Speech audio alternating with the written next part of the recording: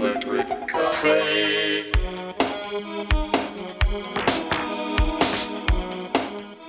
Hey everybody, welcome back to Electric Cafe. Today's video is an album review on Killing Joke's fourth album called Fire Dances. Today's day number 5 of my focus month of May on the genres of new wave, synth pop, EBM, industrial, new beat, shoegaze, dream pop, indie rock, and some post punk. So I'm doing some random videos random albums that I've been wanting to check out. Some I know really well, like this one. Some I don't know really well and been wanting to check out. Some are recommendations. Some are ones I've seen on lists here and there, and I've wanted to check out for a while. Some I've written down for years and been wanting to check some of these bands out, and this is the perfect opportunity. I've been thinking about starting this channel for a long time, even though I just started it last year. And so I've been writing down albums and artists for a long time in hopes to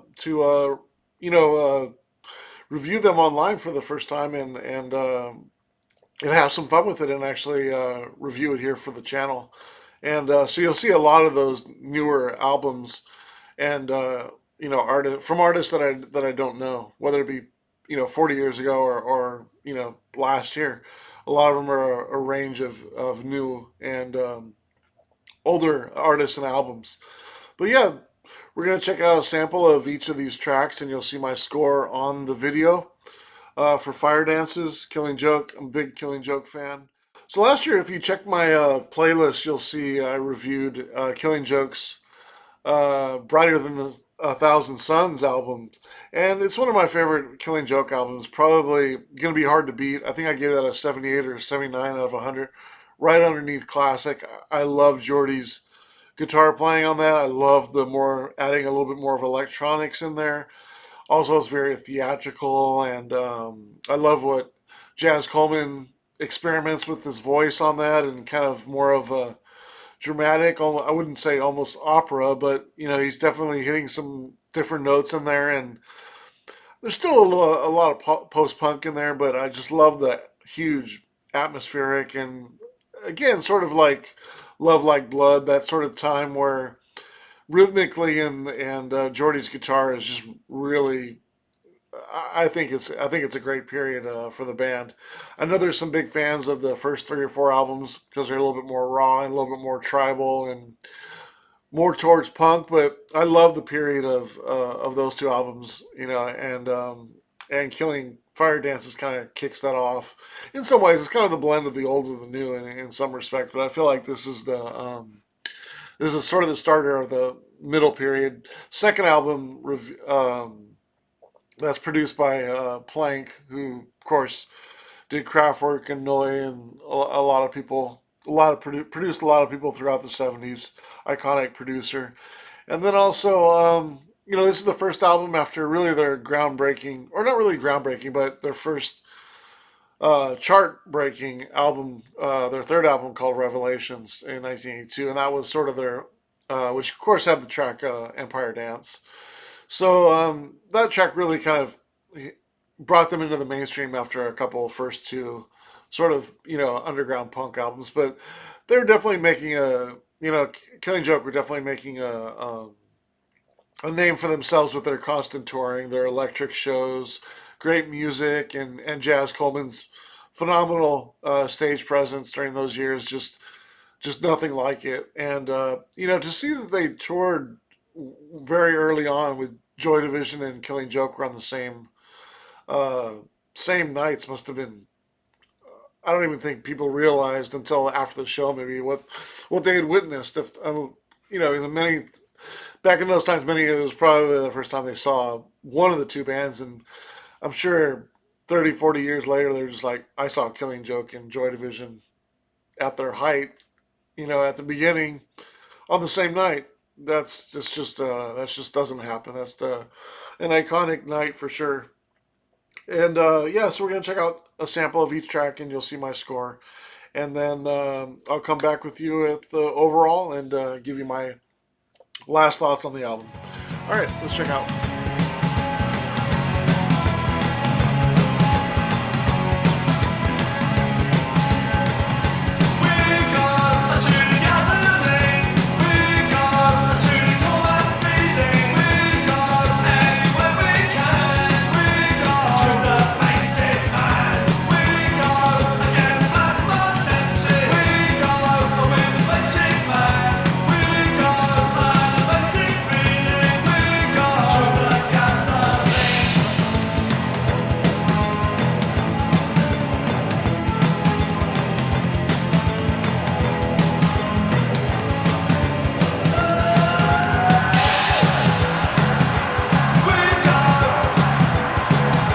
Anyway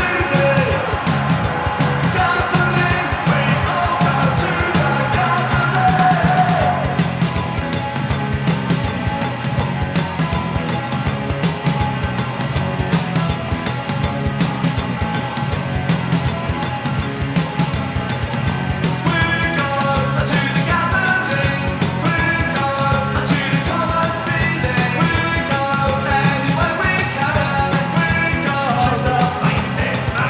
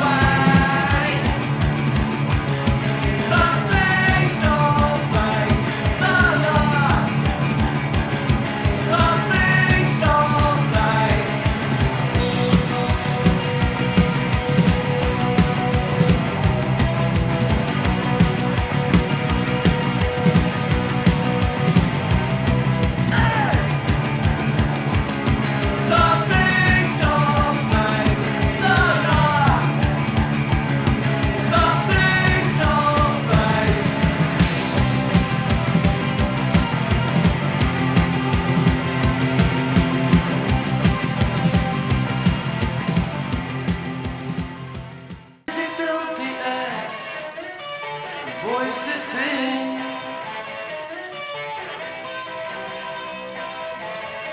And the song became alive.